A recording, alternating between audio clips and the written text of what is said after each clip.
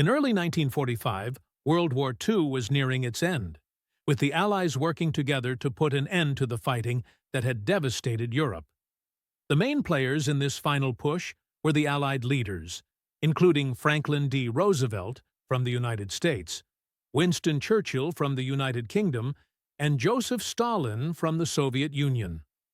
On the German side, Adolf Hitler was desperately trying to save his rapidly crumbling control. This part of the war is often called the final offensive. By this time, the German military was in rough shape. Their earlier strong advances were long gone, and now they found themselves defending their own country as the Allies closed in from different directions. In simple terms, the Soviets were advancing from the east, and the United States, United Kingdom, and other allies were pushing in from the west. Step by step, things moved quickly. On January 12, 1945, the Soviets launched a massive attack from the east, called the Vistula-Oder Offensive. It was a big deal because they used lots of tanks and soldiers, which pushed the Germans back quickly. This strategy was about overwhelming the enemy with greater numbers and firepower. Meanwhile, in the west, American and British forces began their own push by crossing the River Rhine at the end of March, one of the last major natural defense lines for Germany. The Allies used technology and numbers to break through German defenses. For example, American soldiers used tanks and artillery, which are big guns that can fire shells long distances. These guns often measured around 75 millimeters or more in caliber. They also used aircraft to bomb key German positions, making it tough for the Germans to regroup or fight back effectively. But it was not easy. The Allies faced many problems. The German military was known for being skilled and determined, even with fewer resources. The terrain and weather in Germany also made it hard to move troops and supplies. Allied forces had to be careful, as the Nazis had laid traps and defended fiercely in towns and cities, making each advance hard-fought. In the end, the results were clear. By May 7, 1945, Germany surrendered, officially ending the war in Europe. The struggle and bravery during these final months changed history. It showed the world the strength that can be found in working together against terrible challenges. Why does this matter today? Understanding these events helps us see how cooperation can lead to overcoming big problems. It also reminds us of the destructive power of war, urging us to work towards peace and prevent such a conflict from happening again. This part of history teaches us to remember and learn from the past. As the Second World War dragged into its final years, the tide was turning against Germany.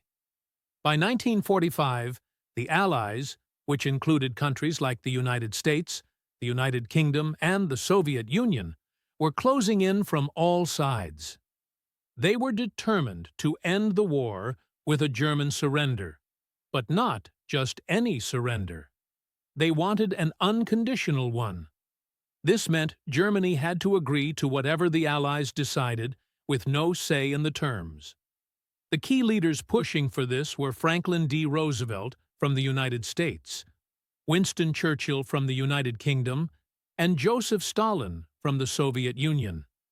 These guys had been coordinating for years through meetings like the Yalta Conference in February 1945. At Yalta, they made it clear that they would only accept an unconditional surrender from Germany. This agreement was designed to ensure peace by preventing Germany from starting another war. So how did this play out? Well, as Allied troops pressed into Germany, the Nazi government was falling apart. Adolf Hitler, the leader of Nazi Germany, realized the war was lost. He died on April 30, 1945, and a guy named Karl Dönitz took over. By then, Berlin was surrounded, and cities across Germany were in ruins. On May 7, 1945, Dönitz sent General Alfred Jodl to the headquarters of the Supreme Allied Commander, Dwight D. Eisenhower, in Reims, France. There, Jodl signed the documents agreeing to surrender all German forces. This was a huge deal because it meant the war in Europe was basically over. But the surrender had to be unconditional, so the Allies took control of deciding what happened next in Germany. There were a bunch of technical challenges in making this work. Communicating across war-torn Europe was tough. Radio systems and telegraphs were the main tools used to keep everything under control, but lines were often damaged or down. Transportation systems were chaotic too, with destroyed roads and railways making movement hard. The results of this surrender were massive. On May 8, 1945, known as Victory in Europe Day, celebrating erupted as news spread that the fighting was finally over in Europe. The surrender paved the way for dividing Germany into zones controlled by the Allies, setting the stage for the Cold War.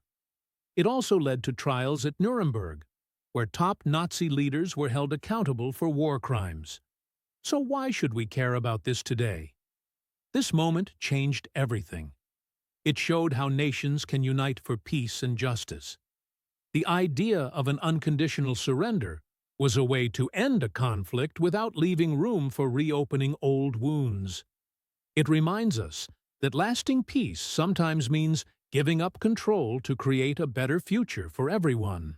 In early 1945, the world was watching how the final chapter of World War II would unfold. Germany had started the war with a blitzkrieg, or lightning war strategy, that seemed unstoppable. But now, the tides were turning. The Allies, made up of countries like the United States, the United Kingdom, and the Soviet Union, were closing in on Germany from all sides. It was clear that a decision needed to be made within Germany about how to move forward. At the heart of these discussions were key figures from the Nazi leadership. Adolf Hitler, the German leader, was losing grip on reality. He believed in fighting until the end. Some of his closest advisors, like Heinrich Himmler and Hermann Göring, were beginning to think differently. They knew the situation was bad and were considering if peace talks could save parts of Germany. Inside the government, people were also debating who should lead. Hitler retreated more often to his bunker in Berlin, leaving many decisions to his generals and officials. This created power struggles. Some military leaders, like Field Marshal Wilhelm Keitel and General Alfred Jodl, tried to convince Hitler to allow a tactical retreat, but he refused to listen. There was a lot of conflict about whether to keep fighting or to surrender. While this was happening, German cities were being bombed heavily by the Allies. The country was running out of resources, like fuel and food.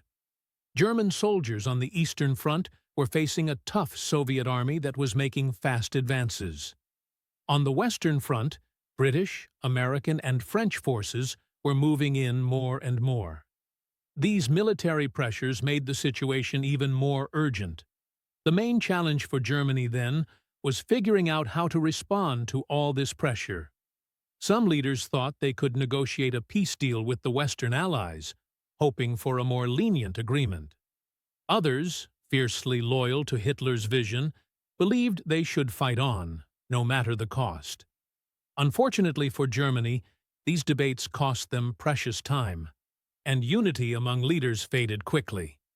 Finally, in April 1945, Hitler committed suicide, leaving the country in confusion. This led to changes in leadership with Karl Dönitz, a naval commander, stepping up in an attempt to navigate the surrender process. In May, Germany officially surrendered, bringing an end to the fighting in Europe. This decision day mattered because it shaped the modern world. It marked the end of a devastating war in Europe, allowing countries to rebuild and eventually unite in new ways.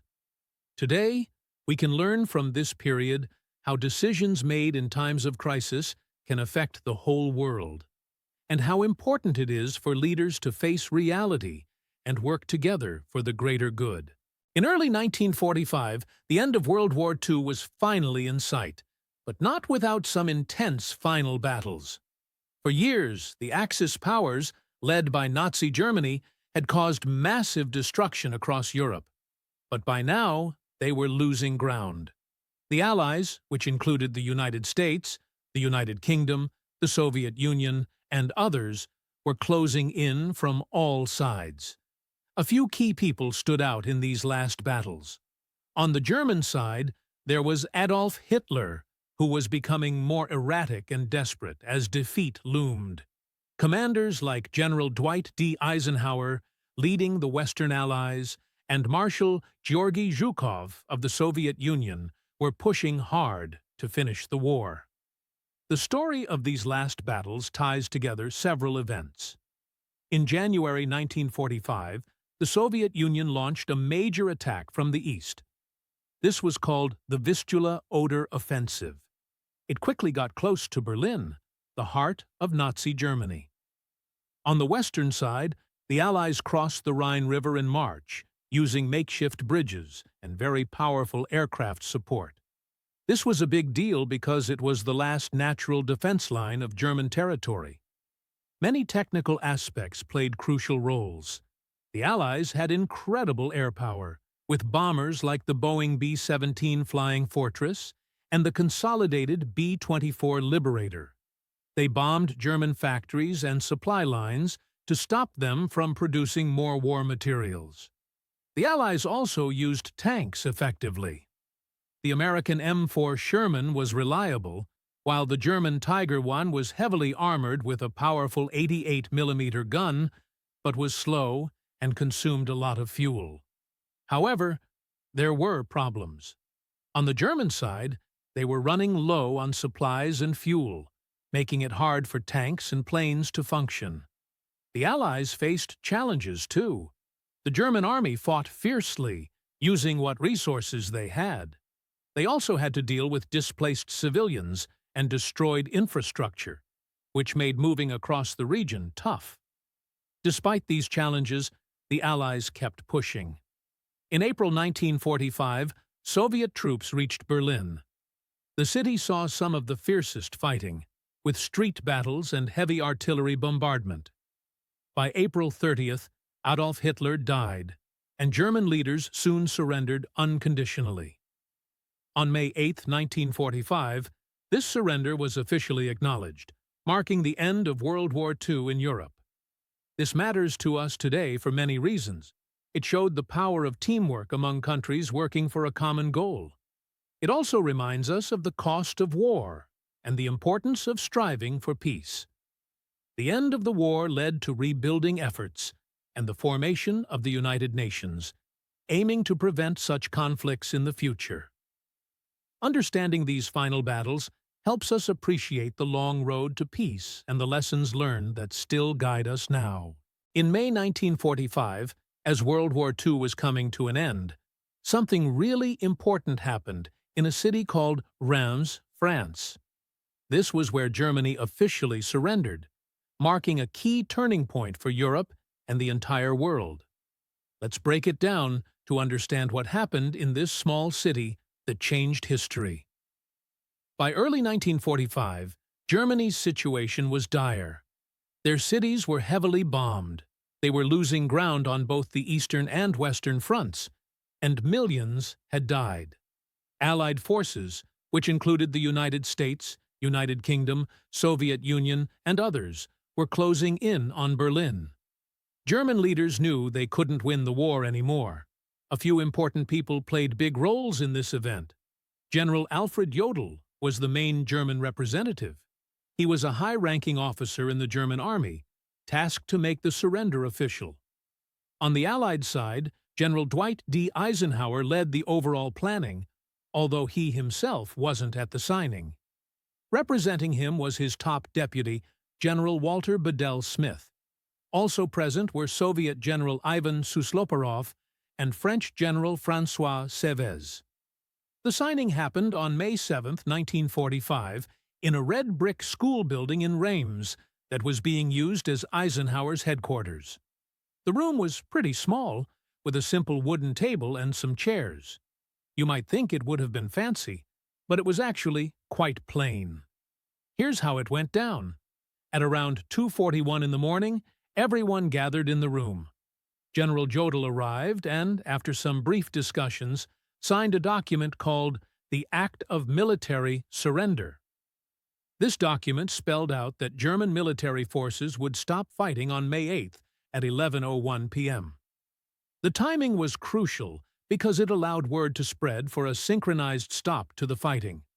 There were challenges in making this happen smoothly. Communication wasn't as instant as it is today, so coordinating a ceasefire across a war-torn continent was tough. Plus, not everyone on the German side agreed with surrendering, so there was some internal disagreement.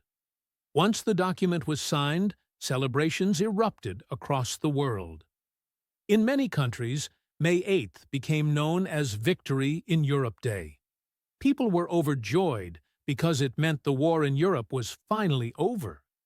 However, it was also a time for reflection, as the world started to realize the full cost of the conflict. Why does this matter now? This event set the stage for how World War II ended and how Europe rebuilt itself. It was the beginning of a new era in international relations, leading to more cooperation and the desire to avoid such a devastating war in the future. It's a reminder of the importance of diplomacy and the enduring impact of world events. In May 1945, the world was at a turning point. For 6 years, countries had been fighting in World War II, a conflict that involved almost every nation and changed the lives of millions. By this time, the Allied forces, including the United States, the United Kingdom, and the Soviet Union, had pushed into Germany from all sides. The situation for Germany looked bleak, and everyone sensed that the end was near. A key figure during this time was Adolf Hitler, the leader of Nazi Germany. But by April 1945, Hitler was gone. He died by suicide in his bunker in Berlin, leaving Germany without clear leadership. Karl Donitz took over as the head of state, but it was too late to turn things around for Germany. On May 7, 1945, in a little schoolhouse in Reims, France, Germany formally surrendered. This surrender marked the end of the war in Europe, and the document was signed by General Alfred Jodl for Germany and General Walter Bedell Smith for the Allies. The news traveled fast. By May 8th, people in Europe and across the world celebrated what is now known as Victory in Europe Day, or VE Day. Crowds gathered in cities, from New York and London to Paris and Moscow, filled with relief and joy that the fighting in Europe was finally over. The technical side of this surrender was careful and precise. Terms had to be clear to ensure all German forces stopped fighting everywhere. This meant that airplanes were grounded, tanks and artillery were silenced, and troops were informed they were under strict ceasefire orders. It took a coordinated effort to communicate this across various battlefields. In the age before the internet or mobile phones, this communication relied heavily on radios and messengers. Despite the excitement, there were challenges. Many cities, especially in Germany, were in ruins, and people faced shortages of food and basic needs. The war had displaced millions, and there was a huge question of how to rebuild and begin anew. Soldiers returning home had to adjust to a life of peace, which was not easy after years of battle. The surrender of Germany led to a new beginning. It sparked efforts to hold Nazi leaders accountable for war crimes and laid the groundwork for establishing peace in Europe.